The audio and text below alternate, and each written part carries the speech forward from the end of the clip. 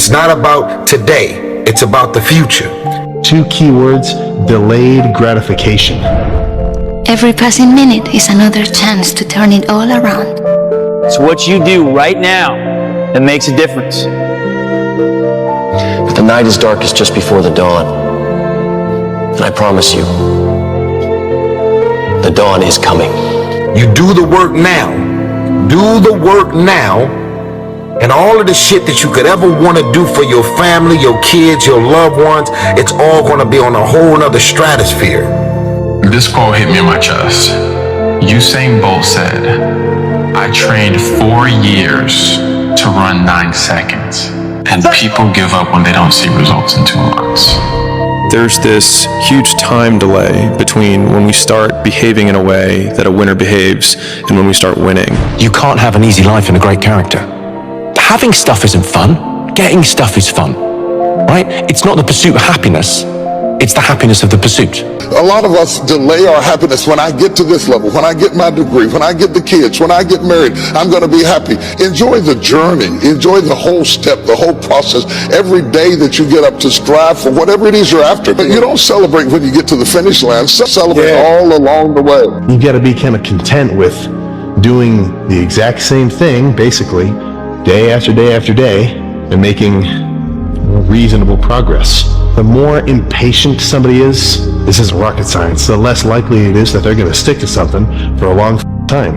And like 99% of any cool shit that anybody does ever usually takes a lot of preparation and practice and just repetitive action to get good at.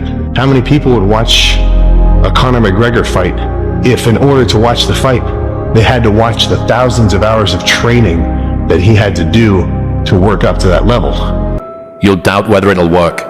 You'll stress to make ends meet. You won't finish your to-do list. You'll wonder whether you made the right call and have no way to know for years. This is what hard feels like, and that's okay. Everything worth doing is hard, and the more worth doing it is, the harder it is. The greater the payoff, the greater the hardship. If it's hard, good. It means no one else will do it. More for you.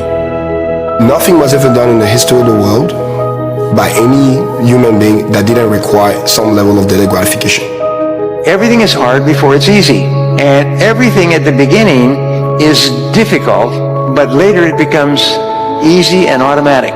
You have to force yourself to discipline yourself at the beginning, but after that it becomes easier, and you actually feel happy.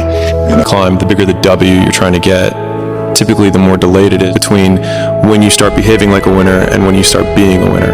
Now here's the most wonderful thing. An athlete runs in a race and comes in first. What do they call this person? The winner. Exactly. What it says is that when you win, when you come in as the winner, your body releases endorphins, which are called nature's happy drug. They make you happy. And dopamine. So when you complete a task, your body releases these drugs and you feel happy. So every time you start and complete a task, you feel like a winner. And when you feel like a winner, you want to do it again and have that winning feeling.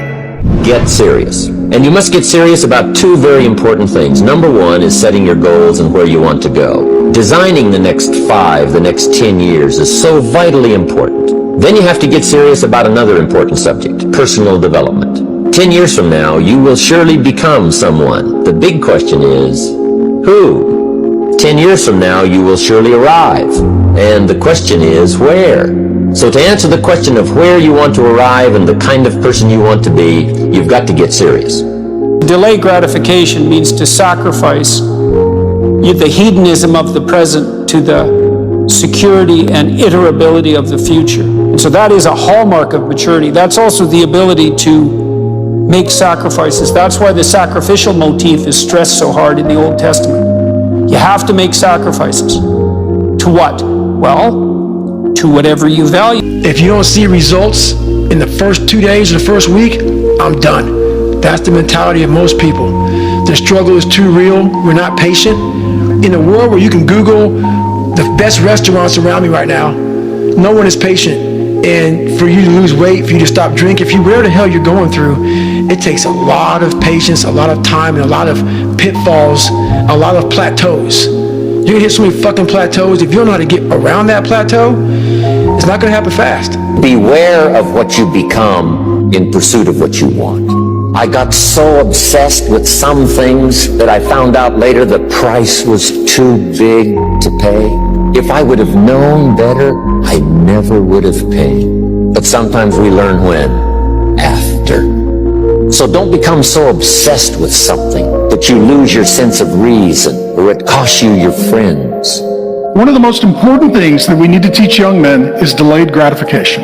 If you just eat what you want to eat, smoke what you want to smoke, drink what you want to drink, and sleep with who you want to sleep with, you're going to ruin generations. Our culture does not teach delayed gratification. You don't need to save, just go into debt. You don't need to wait to be married, just move in and sleep together.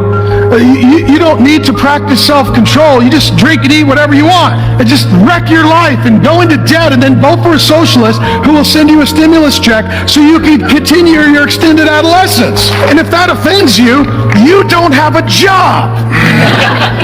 But for those of us who do, it's frustrating.